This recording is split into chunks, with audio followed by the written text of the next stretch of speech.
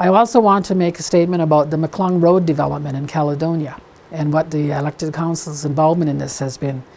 The proposed McClung Road Subdivision Development is a proposal by Empire Communities for a 3,500 unit housing development on 530 acres in Seneca Township. The proposed development is within the limits of the Town of Caledonia, just east of the present buildup of the town. The Six Nations Lands and Resources Department became aware of the proposal for development in 2013. In November 2013, the Director of Lands and Resources sent a letter to McClung Properties Ltd, requesting a meeting to discuss the development as it was within the Haldimand Treaty area, and the developer had a duty to consult and accommodate Six Nations. No response was received to that letter. In August of 2014, the Director of Lands and Resources sent a letter to the Planning and Development Department of Haldimand County, advising it that McClung Properties Ltd was refusing to respond to Six Nations' request for a meeting, and that no development was to occur until Six Nations had been consulted. On October 7, 2014, another letter was sent to McClung Properties Ltd, requesting a meeting to discuss the development, failing which Six Nations would consider legal remedies. Again, no response to the letter was received. From 2013 to 2014, McClung Properties retained the archaeological firm of Amic Consultants Limited to do the archaeological investigations on the site. There was no attempt to contact Six Nations to discuss the archaeological work that needed to be done, or to retain Six Nations archaeological monitors to work on the site.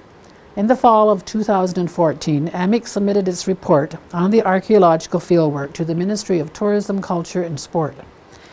The report was found by the ministry to be totally inadequate, and the ministry told Amic that it would have to be done over again, and that Six Nations must be involved in the investigations this time around. Amic has told the ministry, on the advice of its client, that it will not redo the work, and this is where the matter now stands. Nothing will happen on the site until the dispute between Amic and the ministry is resolved. In the interim, Six Nations is prepared to intervene in the matter to protect its rights when the time is right. We are holding another community meeting with Hydro One on Saturday, April 25th from 10 a.m. until noon at the council chambers in Ohsweken. This will provide community members with an opportunity to question Hydro One about the delivery and installation charges that you see on your hydro bills. Hydro One officials will also hold one-on-one sessions with community members who wish to privately discuss their hydro bills. If you wish to have a one-on-one session, please contact Arlene Miracle at 519-445-2201 to schedule a session.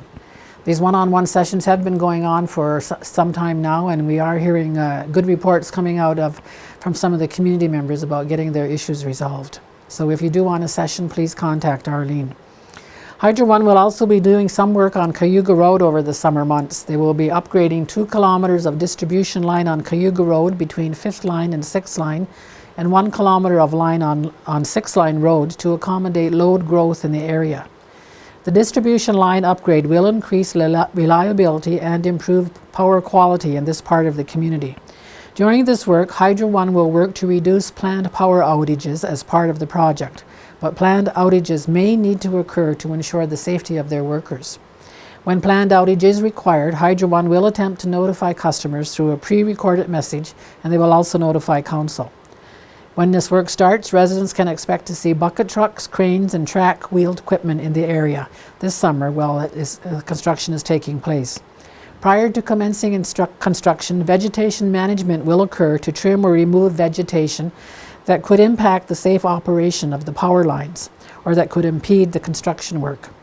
Residents adjacent to new construction and affected by tree trimming and removal will be notified in a face-to-face basis prior to commencement of construction.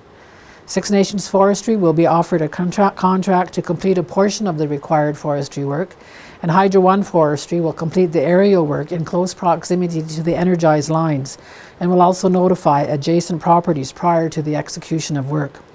New poles, approximately 50 feet in height, will be installed on the back side of the ditch along the road.